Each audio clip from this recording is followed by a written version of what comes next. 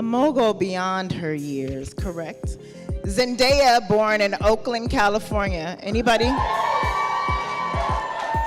She's built her career as an actress, singer, and fashion icon. Let's bring to the stage the wonderful, the amazing Zendaya.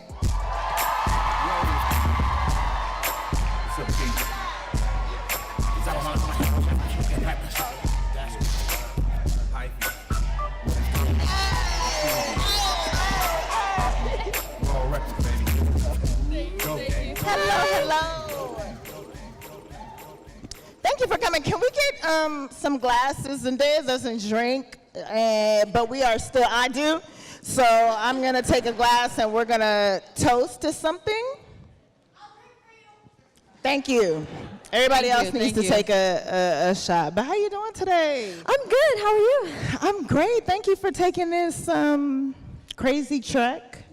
Can you tell them where you came from today? I live in Northridge, so it took me a little minute to get here, but here we are. But you're here. But I'm here, and I'm happy to be here. Well, while we're getting our drinks, I just want to say that one of the things that I love about you most is just the confidence that you exude. It's not arrogant in any way. It's just beautiful confidence, and it's something that you kind of need to possess when you do your profession and when you pursue the things that you do. So I just wonder, like when you wake up in the morning and you look in the mirror, how much you have to fight the urge to say, wow, these other bitches aren't even close. Like, I can't. Thank you so much. You know, it's tough. It's no.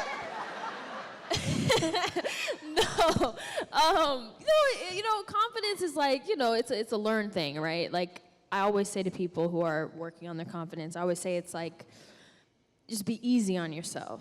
You know what I mean? Understand that confidence does not always happen overnight.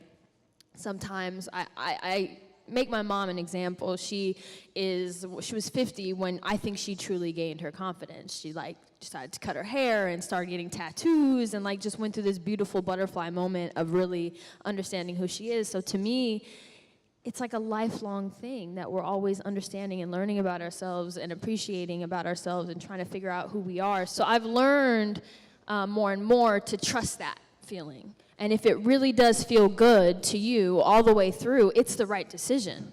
And it will come, and you will feel that feeling.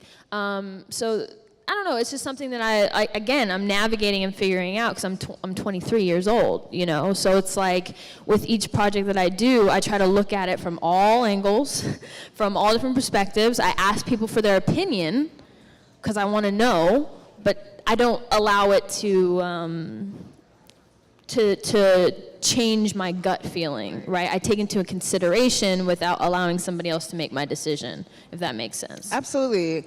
I mean, it's so easy to listen to naysayers. It's so easy to listen to doubters, especially, being a public figure, especially coming from, I feel like Disney is such a blessing, but also such a box in that it could pigeonhole you. And, even with a role like the role that you play in Euphoria as Rue or anything else that you've taken on, it'd be easy for people to be like, but can she do it?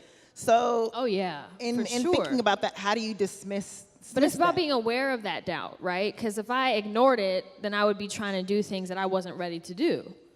I had to look at myself and go, oh, well, I am still that girl, and I get why people wouldn't think that I can do it. I get that. I haven't proven that I can.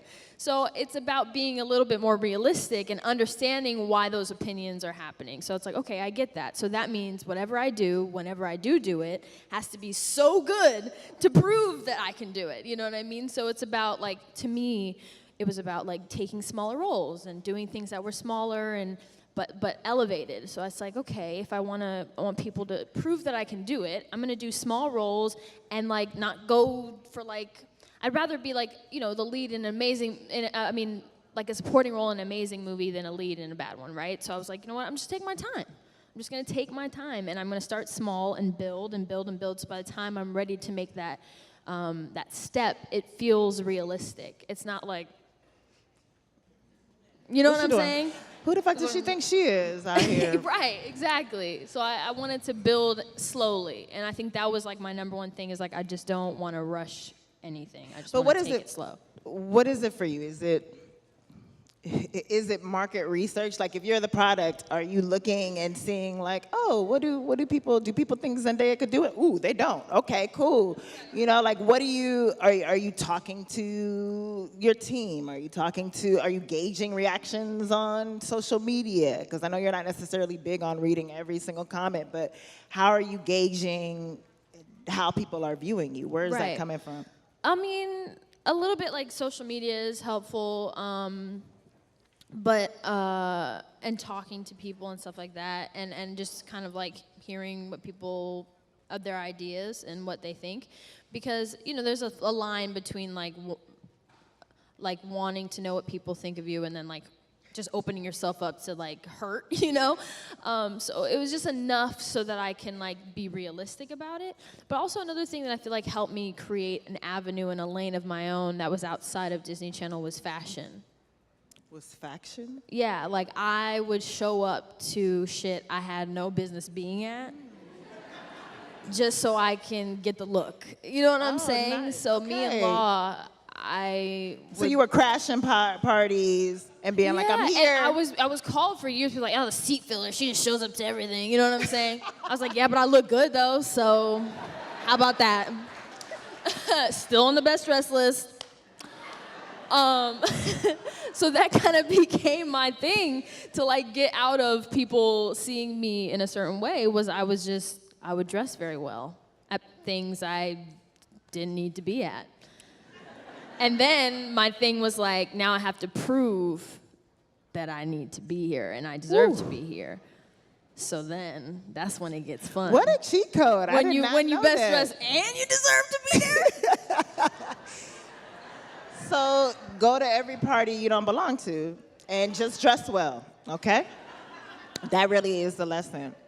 So we were talking backstage, and I told you I was gonna come for you because you know you rep Oakland. Ooh, go ahead, do it. I beat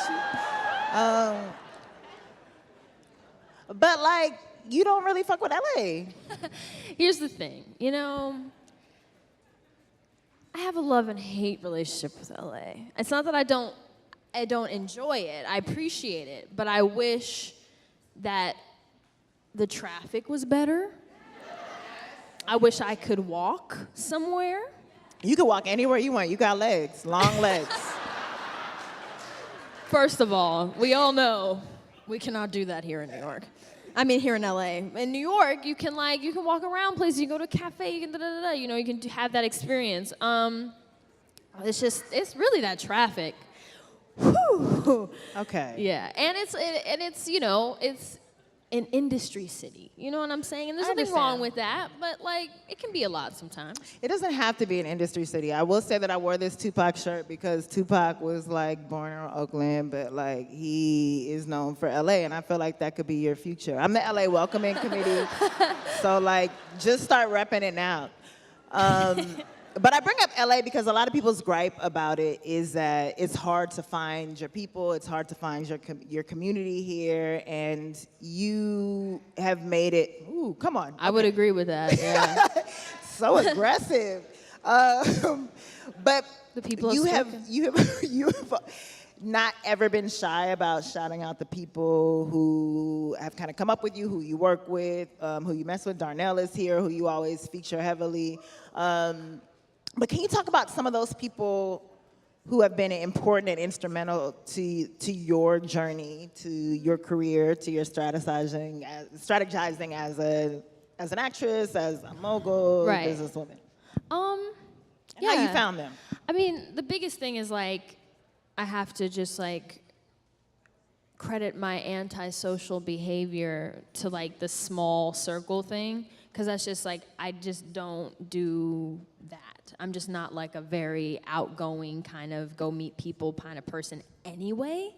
So that helped me stay out of any kind of trouble and kept me safe. But then also on top of that, I have wonderful parents, you know, who are both teachers and educators, and this industry is not their thing. They're not had no intention of being involved in it. And so we kind of had to figure it out as we went and made mistakes. And, you know, I've dealt with my share of bad contracts and getting into situations or business situations that I wish I didn't, or didn't have the knowledge or resources to know any better, or saying yes to things just to say yes because I had to. So I definitely have had those experiences, but I think over that, I think you just learn so much and learn about the idea of failure and what does that really mean, and if something doesn't go well, is it a failure? Is it a lesson? I don't know, you know, trying to figure that whole concept out. But I think my number one thing that I've learned is like, and I say it all the time, is contracts. Read those contracts. When I was a kid, I thought it was boring. I was like, I don't care. I'm an whatever. adult and I think it's boring, but I need but to. you have to. I know. And so now I do this thing, like any contract that I have a notebook and I go through it and I basically just take notes on everything and I make it fun for my Virgo brain. I like color code shit and, you know, whatever, and I write everything down because we all know that like you can read something and like forget about it 2 seconds later, but if you write it out, it helps you remember it. And so I never get into a bad situation anymore because I read everything. And I don't leave it up to a lawyer who I trust and are great, but I want to be able to have those conversations as an adult on my own. And that's something that only failure and fucking up and not doing things right can teach you. You know, you're not going to understand contracts or understand your worth right away. People will always try to lowball you and make you feel like you are not worth what you are actually worth. And sometimes you also have to be realistic. You ain't there yet. You know what I'm saying? So it's like, it's a balance and it's understanding that. And I think the people that I credit to that are, again, my parents. Again, they didn't know. They were just figuring it out with me, but they did the best they could to protect me and give me the resources and the knowledge that I could. They didn't want to hide anything from me because I wasn't, you know, I didn't want to wake up and you're 18, you're like, where's all my money? You know what I mean? They definitely weren't those parents, so I'm very lucky for that. But also just that really small circle that I guess is just me, Darnell, who's my assistant, but he's basically like a brother to me. My niece and my sisters but they all live like 10 minutes away from me, and that's it. Like I have like 2 friends, you know, kind of. You said 2 friends or 2 ferns? Friends. I would believe either one. But I mean, I don't know. I would say it's like, oh, keep your circle small, you know, whatever. But it's also just like I'm like not that exciting and like not very good at making friends, so that could be it too, you know. But we can go with the like, yeah, I'd like to keep my circle small. A lot of people here want to be your friends, so I don't think it's you. Well, you identify as an introvert, a loner, which is very relatable, and I feel like a lot of that, I feel like in your case, and I don't want to speak for you, but you've been in the industry, you've been so visible for such a long time that it does feel like, you know, keep your circle tight, but you still have to go out there and, like you just said, you would show up to parties that you wouldn't be invited to, yeah. Which is like an introvert's nightmare. So what?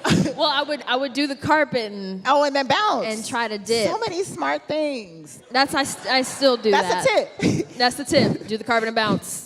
Well, I want to know, like, just as people who identify, because this is an industry where you kind of have to be extroverted, you have to sell yourself, you kind of have to be boisterous sometimes, like brag about yourself. It's that. So for someone who doesn't identify that way or who doesn't feel like that's their strength, how do you navigate? How do you make yourself heard? I had to learn how to small talk. Someone felt that. They said, ooh. That's just hard. No, it's true. Because I'm very shy. I'm a shy person, but I'm also I was a very shy child, and acting kind of became the thing to like help me bring me out of my shell. But it's funny because when I would go to these things or events or whatever, like I think people thought I was like cold or whatever, but really all it was is I was just terrified and didn't want to talk to anybody because I didn't know what to say or anything like that. So I just kind of was like, or like on my phone or whatever. And so I had to learn how to like do the business chat, you know, the small talk and like, hey, nice to meet you. I haven't seen, da, da, da. And What are the, no, you skipped that. You just yada, yada, yada. What's the small talk? Like, what are the small talk topics that you have mastered? Small talk topics 101 with Zendaya. It's not how you say my name, by the way. It's a joke. I don't know. I just, you know, sounds so bad, but you have to pretend like you're interested in it, you know? Wait, what? You know, you have to pretend like you're really interested in the things yeah. that they might be saying, which is hard. Then you're not starting the small talk conversations. You've mastered listening to small talk, is what you're saying? Really what it is mastering asking questions, right? Right. As long as you can, like, ask them a few questions, like, they'll love you. So you just gotta, like, be like, oh, cool. Well, oh, what kind of things are you interested in? Oh, wow. You know, let him talk, let him talk, let him talk. Oh, that's crazy. Where at? You know, you don't have to reveal anything about yourself, whatever. And then they think, you know, that you have a connection and cool and, you know, whatever. And it works, you know, and you have to do it. In this industry, you have to do it. And I was so bad at it. And I feel like people thought I was an asshole. But I was really just like a shy teenager that didn't know how to talk to people. So I've gotten better at that. I guess people don't think I'm cold anymore for that reason. But it's also good for like, business relationships. I think I've been able to actually genuinely have better business relationships with people and be able to be like, oh, hey, how are you? Like, good to see you. Oh, and then we can talk about that, whatever they said last time that I actually remembered and retained that information. And now we can talk. And now we're talking about a project that we might work on together. And oh my gosh, let's go get coffee and let's do this and da-da-da. And then now you have somebody that you can say, oh yeah, I met so-and-so who's the head of whatever and blah, blah, blah, blah. And now like you have a joke with each other because every time you see them, you ask about their dog or whatever it is. You know, so that kind of banter or whatever is important. And it's part of like, you know, the schmoozing and the whatever, it is kind of part of it. And it's just about being authentic and be true to yourself. But also, you know, you have to play the game a little bit. You know, it's part of it.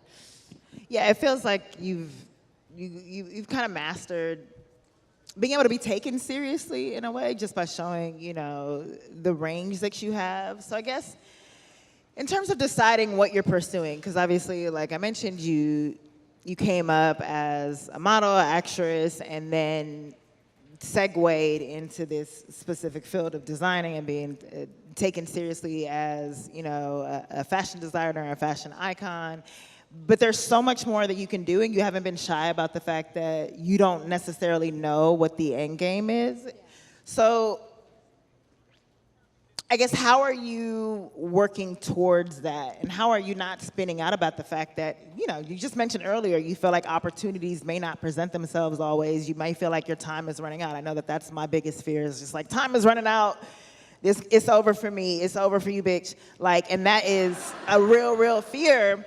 So do you feel pressure to figure out what else you're supposed to do beyond this, especially in the multi-hyphenate area? Of course. I think my number one thing is I want to create a business or do something outside of this world that can exist on its own and I can do as a businesswoman. That's something I'm very interested in finding out and figuring out. But I don't know. It's weird because I do have goals. I do have things I want to create and want to do. But in a lot of ways, I don't, because I also have this idea that what if it doesn't make me happy tomorrow, right? And that's something my mom used to always tell me whenever I would get really stressed out or whatever, when I was a teenager working and shit just felt really like a lot, she would just say, you know, we can just go back to Oakland if you want. I'll go back to being a teacher, your dad go back to coaching and whatever, and we'll just go back to regular life. If that's what you want, if that's what you need, we can do that. And she would tell me all the time, and I was like, no, Mom, I'm good.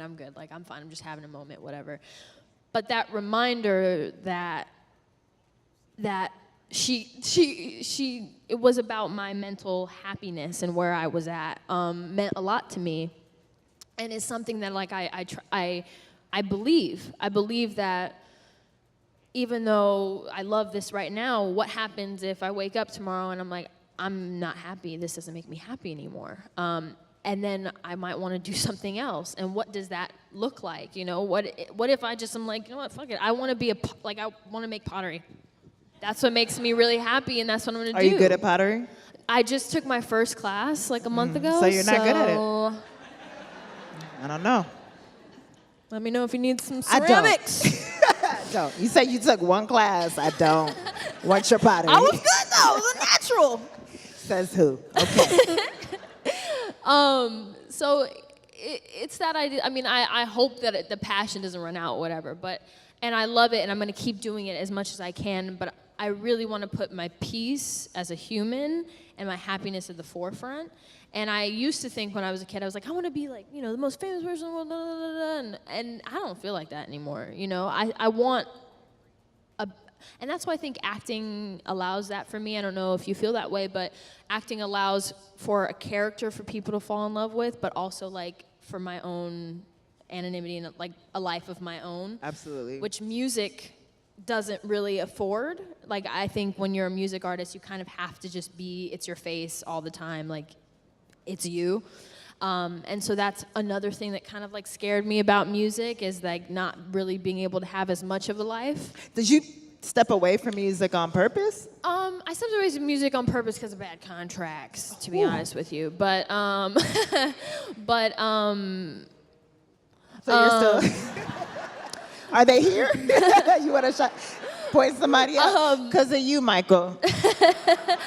Because, you know, the music industry is very different, right? It's very different from to me from the movie and theatrical world. But yeah, I think beyond that, on emotional level, I think I kind of realized that, and I was like, oh, I kind of want to like have a part that still belongs to me. Absolutely. You know, I want to still be able to enjoy my life and do things, and yeah, I want to reach success, but I also want to like just be happy as a person, you know? So whatever it is that makes me happy, like I really right now I'm like really on this like cinematography hype because of Euphoria, because of whatever, like I'm really into cinematography. In terms of trying to learn it? Yeah. Oh, that's amazing. And understand it. Like of course directing, everybody's, you know, kind of like at some point wants to do that. Like I feel like every actor secretly wants to be a director as well.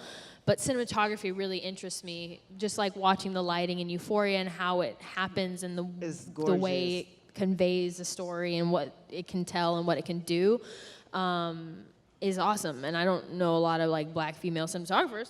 Shout out to that. There are many. So yeah, no, it's just very an interesting concept to me, and I want to learn like when we go back to do Euphoria. Like I've already told Marcel, our cinematographer, I'm like, yo, I'm gonna be bugging you, like teach me. Like I'm gonna be asking a lot of questions while I'm at work, because that's I think the best place to get as much knowledge as you can. Yeah, ask you have everybody access. questions.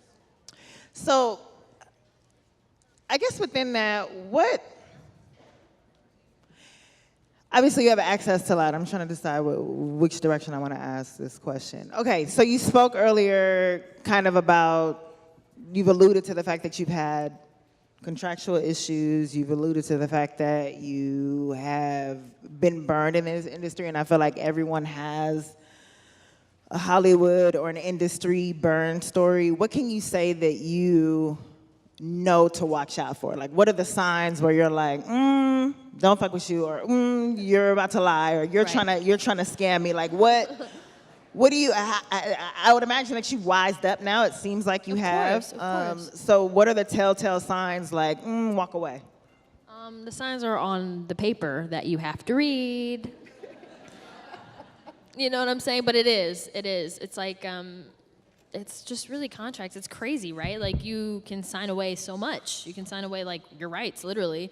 So it's just being aware of that and doing the research. When I was dealing with like problems with certain contracts, I asked my lawyers for books, specific books that would like crash course. And I hate reading. Like I hate it. The only thing I can really Shout out to read. Reading Rainbow. The only thing I can really like get through is like Euphoria scripts. Everything else is like I can't. You know, I don't know why. It's just not enjoyable to me. I get tired. Like immediately I'm just like, you know what I'm Terrible saying? message. That's It's bad. It's so bad. It's like such a millennial thing, right?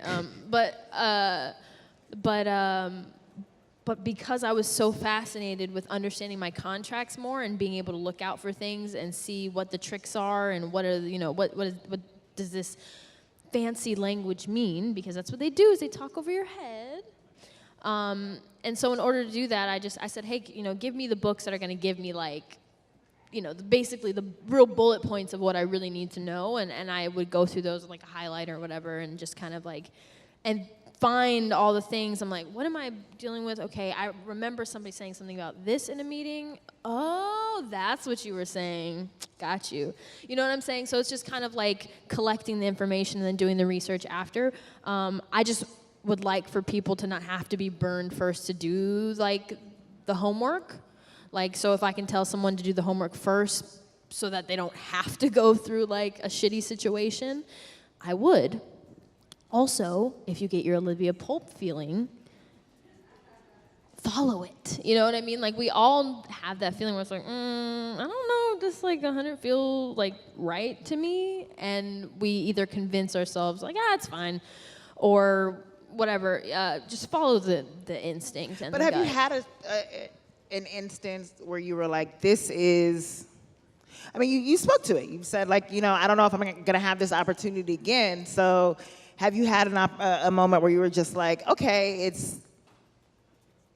it may not feel right, but it could be good for me, so I'm Right. going to go for it. Yes. So how do you, Yes, I've had those moments. and then, you know, have you been burned from those, or have you? I mean, I wouldn't say there's burns, right? And then there's also just not feeling good about it, right? And like every time you have to do it, you're just like, oh, I hate this.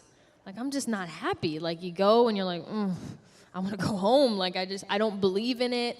I don't feel passionate about it. And it's just like, you know when you're just doing something for the coin. You know what I'm saying? Absolutely, but I'm like, okay, like even in your case, I'm like, okay, I learned from the lesson, you know? And I think, you know, if I had gone through this and not been burned or been made to feel stupid or embarrassed, then I guess I wouldn't have had the lesson to take to know Right. better later. So I almost want y'all to go out and get scammed, because it makes you never want, you don't want that, you know that you'll never let it happen again. inevitable. It's inevitable within this industry. So I guess it is about the lessons that you take from it's it. inevitable. I agree with you. I would do the homework, but you know, being caught up in like something that doesn't turn out the way you want it is like life, you know. And the one thing I had to learn is not let it make me scared of trying things, because I was like, well, this didn't work out, and then this didn't work out, and this didn't go how I wanted. Like, damn.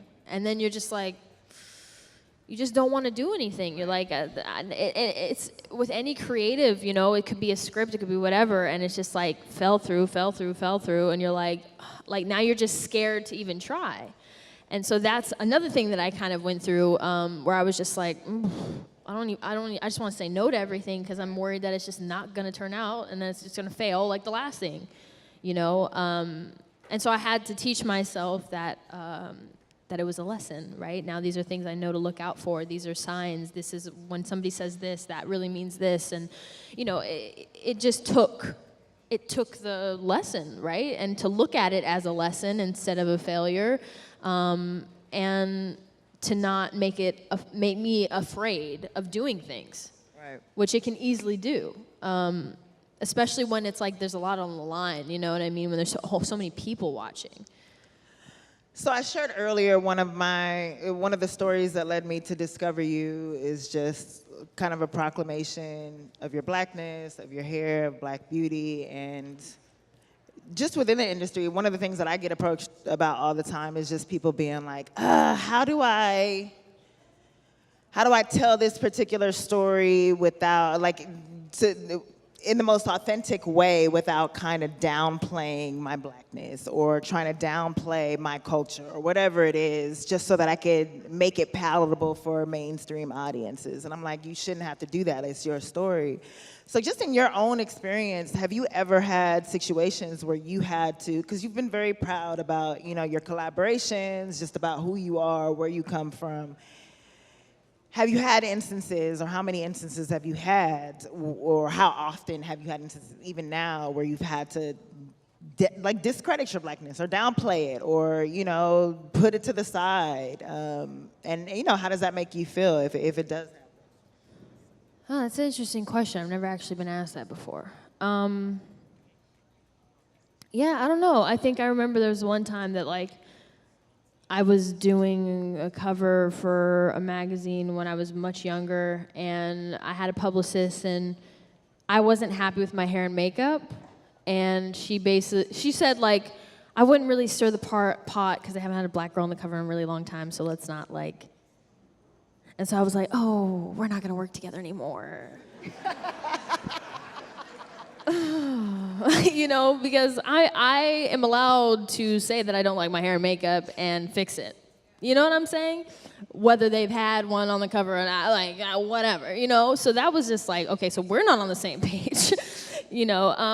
So there's instances like that and whatever, but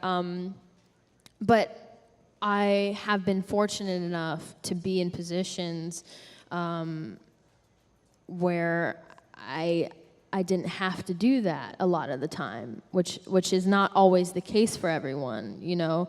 Like even when I did Casey Undercover, you know, and my requests and what I wanted out of that, which I was still very young and still kind of learning, so I didn't really understand my voice entirely at that point, but I was figuring it out. And then beyond that, but yeah, I don't know. I think it's constantly navigating it, and I think for me, and what I admire so much about you as well is we always have this concept that there can only be one, right? And when you get through the door, you want to close the door because there's like just one slot, and we have to change that mentality because otherwise, like, how are the opportunities going to happen, you know? And so when you see creatives who are able to open doors and open opportunities and allow for other creatives to come in, that's a beautiful thing. It's a beautiful thing, and I want to be able to continue to get to that point where I can do that, and I'm still kind of working to it. I'm not necessarily, you know, Ava DuVernay who can just like, boom, this is what's happening, but I'm on my way, and that's what I want to do. I want to be able to be a platform for other people and other Black creatives to be creative, because it's not a lack of talent, it's a lack of opportunity. And so, you know, we have to share our opportunities and to share our knowledge with each other, and give each other as much encouragement and advice and stories and understanding as much as we can. We have to share that information with each other, because, you know, that's the only way that we're going to figure it out, and that's the only way that we're going to continue to open those doors, really. And progress. And that was like when it came to like when we did the Tommy Hilfiger show with Law, who's my stylist, who is also my creative partner with everything. He's brilliant beyond just picking clothes. You know, he can see things creatively that is magical. You know, I feel like I'm not that creative of a person. I can execute things very well, but I can't just imagine something up out of thin air, and he's very good at that. So we work well together. And one of the things that we did with our first Tommy Hilfiger show was we wanted to pay homage to Black beauty and to all the Black models that paved the way for any of us to be in that space. Was that the one in Paris? In Paris, recently? yeah. And it was like, you know, based off Battle of Versailles and what that kind of meant at the time in fashion. And it was a celebration, and it was saying thank you to all those women who walked. Many of them walked, like Beverly Johnson Beverly Peel and numerous others, but it was saying thank you for opening those doors. And I think that, like, I don't know, it's just like just to say thank you, you know, and give that appreciation that is never really given, and hopefully inspired the younger girls who are coming under them to do the same for the younger girls coming under them, the younger girls coming under them, and continue that cycle of door opening, if you will. So yeah, I don't know. I think that's something that I'm still working to the point where I can have more power to be able to say, this is what I'm doing. So I have a little bit more time till I get there, but I'm definitely doing the work in my own way, when I can, and when I can request it, and when I can have it, or bring someone in, or share knowledge or share information that I have. That's what I want to do. I've just never been more confident that someone was gonna run shit, and I just can't wait for you to do that, because you're just, you know, capable beyond measure. So Thank you. our time is up, but I want to thank Zendaya so much. We have Thank you. a couple of questions that we pre-picked. I think Vanessa, we don't have time for questions. Girl, you didn't say Huh? 10 minutes for questions. You said I'm fine. Oh, we didn't do the pre-questions, so we were talking to real people. My bad. Okay. I thought you were like, no questions, bitch. You took too long. So we're talking to real people. We're talking to y'all. Do we have a mic in the audience? Oh yes, I have to give my disclaimer. Please don't tell your whole life story. Actually ask a question. Keep in mind that our questions are limited, and keep in mind that someone else wants to ask a question too, so don't take up the whole time, please, and thank you. And then we'll give priority to our patrons. So if you're a patron, raise your hand. Don't lie, we gonna know. Gift your hand. Hey, what up, fam?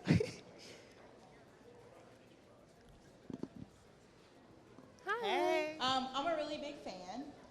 I'm not a creative, however. I'm actually a doctor. And I had a really Casual. I'm not a creative, however, Flex. I am a doctor. Yeah. Love that. My question is about, it's a really heavy question. It's about worthiness. I actually, this morning, I just moved from Atlanta to here, and I work in Beverly Welcome. Hills. And thanks.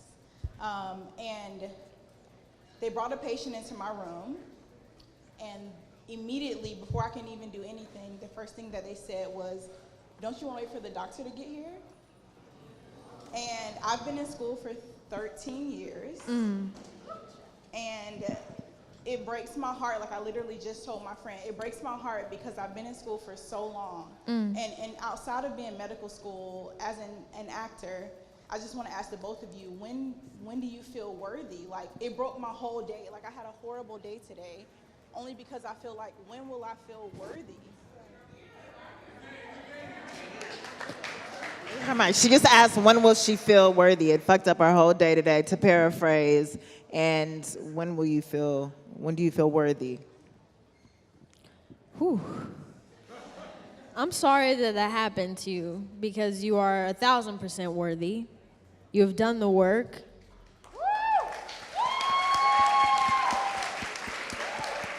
And it's not your fault that people don't see that.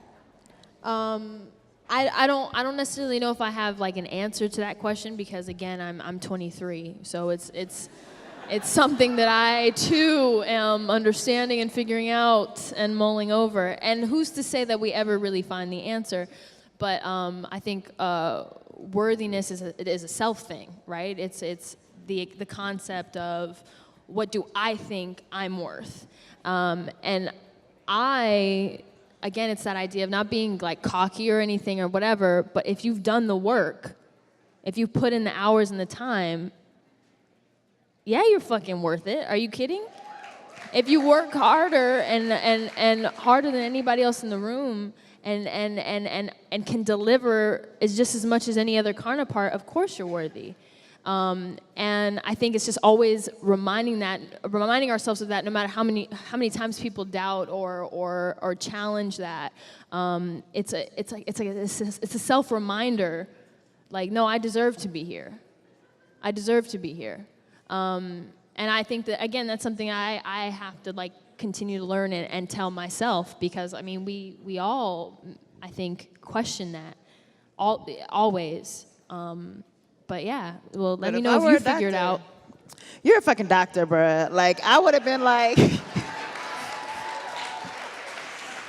excuse me, ask me that question again and then say, excuse me, doctor, when will the other doctor be here? Like, you have to call me doctor everything. Excuse me, doctor, can you pass the salt? So, like, just start doing that and you'll feel worthy enough in no time. Next question, please. And I'm sorry that happened to you. Hello. Hi, I'm the mother of a child performer also. And I just want to say, it's not really a question, it's just thank you. Because, like, I nodded my head so much that I think I'm going to need a doctor. Because I related to, like, you are the older version of my kid, you know what I'm saying? So a lot of the things that you experienced and your parents went through, your stories, resonate with myself and my husband. I just want to say thank you for this, because it's the most in-depth I've heard you speak. So I just want to say thank you. Of course, thank you. Can I say this is the mother of Marseille Martin, who is also like a mini mogul too, so shouts to the fam.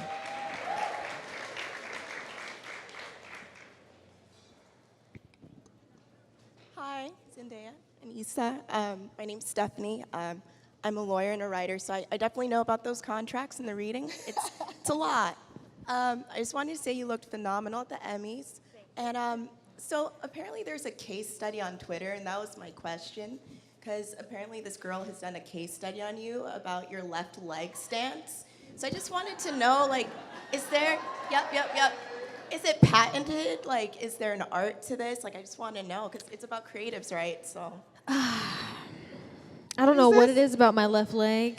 Is it doing it right now? No, it's a thing that, like, basically all my dresses, I request that my slit be on my left leg. Oh. And I do, like, this step on the red carpet. I don't know when it started, but it makes me feel good. And I don't know what it is about my left leg. I don't know. She wants the attention, you know, and I let her live.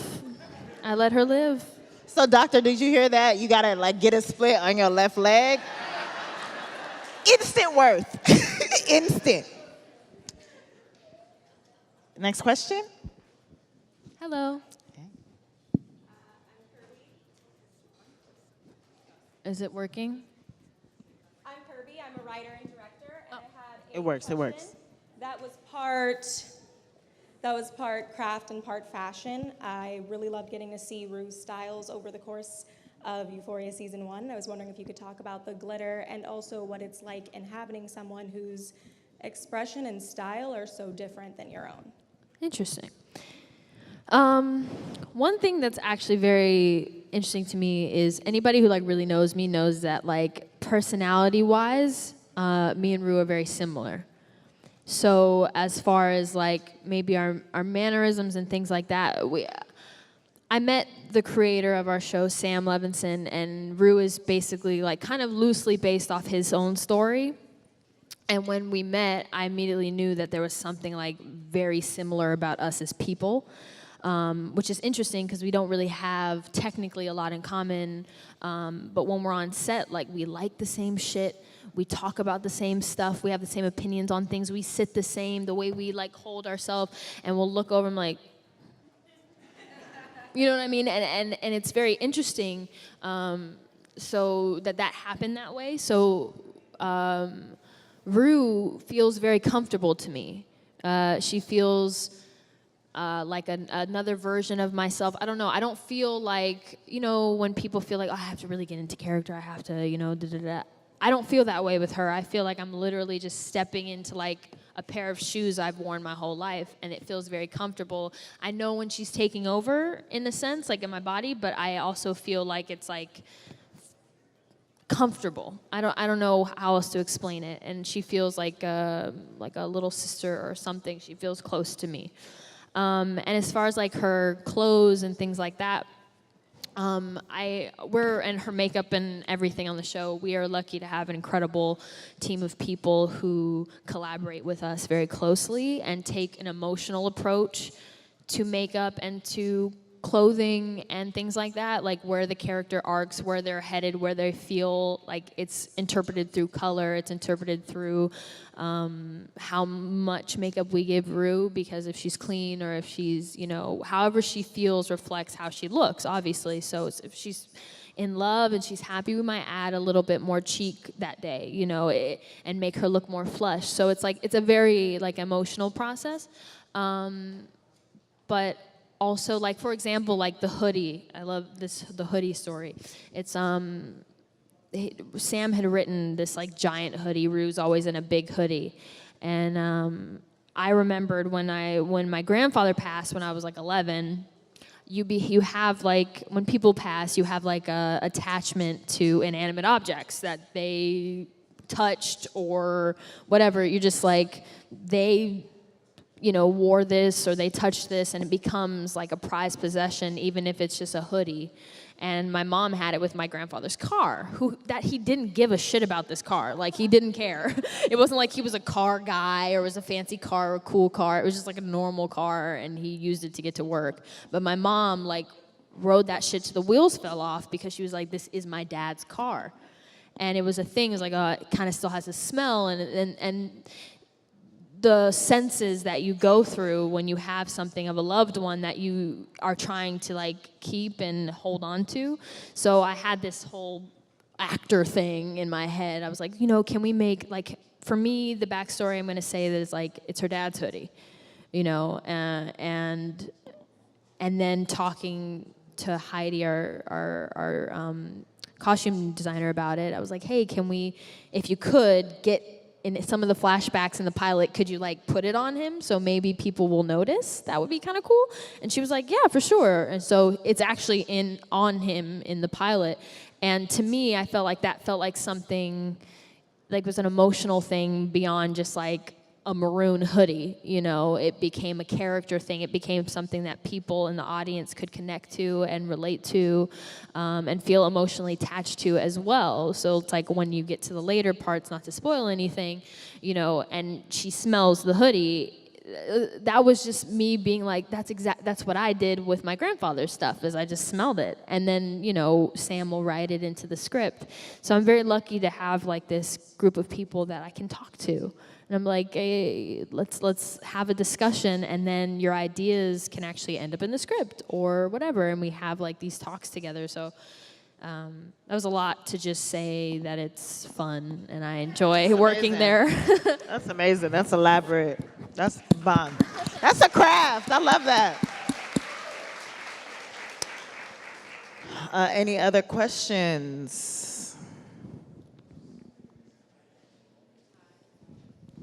Hi. Hi. Hi, my name is Amber.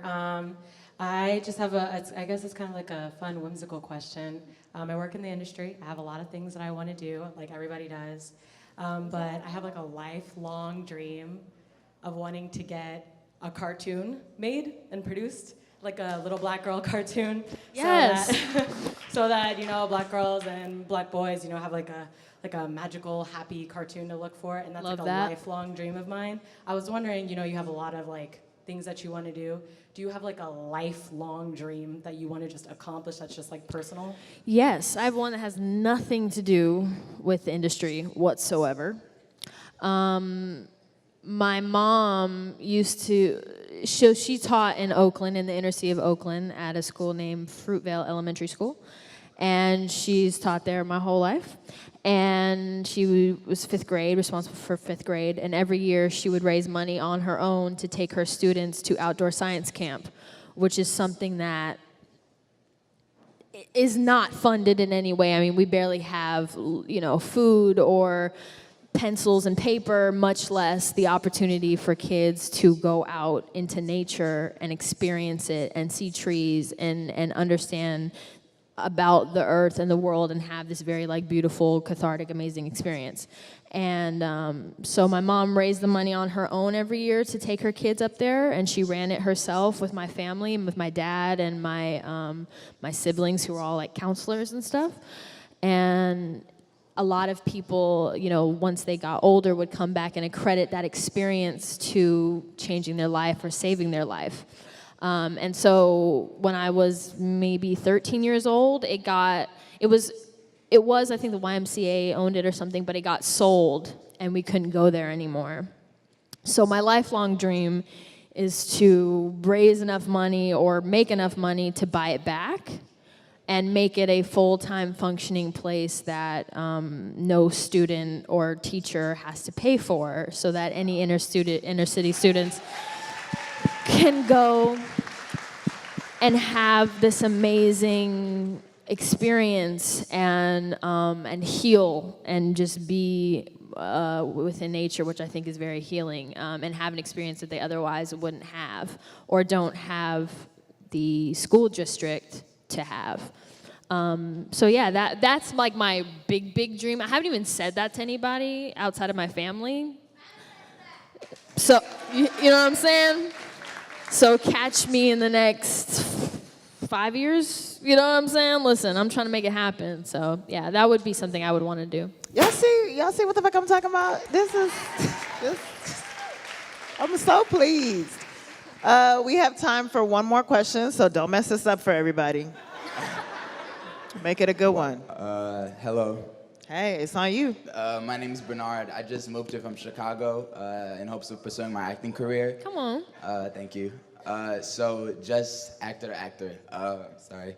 What would it, or what space do you get into, or what mindset do you have to get into in order to assimilate into a character? Speaking from Rue, MJ, Casey, whoever it may be, what steps did you take to in order to like completely be this person and, you know, Right. live their life? You know, it's interesting because Euphoria was the first time that I got it. You know when people talk about stuff in acting and you're like, okay. Yeah. You know what I mean? Like, sure, like Right. recall from an emotion, like, you know, it's like bullshit, right? It's not bullshit, actually. It's quite real. And before, not saying that I didn't have anything that I couldn't emotionally, like, go there with, but I didn't. Like, I didn't have anything that I had to, like, strip myself down and really deal with my issues, like, whatever it is. I didn't really have an opportunity to do that. And I always thought that when I did get to that point, I just act. I'm like, yeah, I'll just, like, cry, and, like, it'll happen, and, like, whatever, you know? I'll pretend that's my job. And Euphoria was the first time that I wasn't pretending. You know, I understood the value of allowing yourself to feel things all the way through, because I am not a feeler. I don't like to feel things. I think, you know, I've always thought like, oh, that makes you weak if you feel stuff and whatever, and like bottle it and all that kind of stuff. And so I had to be very, very exposed and allow myself to dig up things that I thought I dealt with and deal with it on camera, which is scary. And so when people are watching my performance or people are watching me act, it's 10,000 billion gazillion times more terrifying, because they're not watching me act. They're watching me cry about some shit in my life just through Rue. She is just my catalyst to deal with whatever I'm dealing with. And that's scary. But that's you have to do it, you know. You have to allow yourself to be vulnerable and do it healthy. You know, you have to allow yourself to like be able to like deal with it and decompress and then like let go. You know what I mean? And once you've dealt with it, then let it go, so you can go home and be happy. But I found it to be very cathartic and very healing in a lot of ways, as someone who doesn't like to feel. It helped me get in touch with like my own feelings and feel shit, which is so weird and so uncomfortable, but I think is like the foundation of human existence is feeling, you know. So as an actor, I found out that it's actually not bullshit, and those things that people say and all the methods that people come up with are actually real, and they exist, and it's like a whole thing. Weird. Yeah, who thought, you know? Thank you. Thank you all for coming out. Thank you so, so much. Thank you. And enjoy Thank your you evening, please. for having me, and thank you for putting A this together. pleasure. This is beautiful.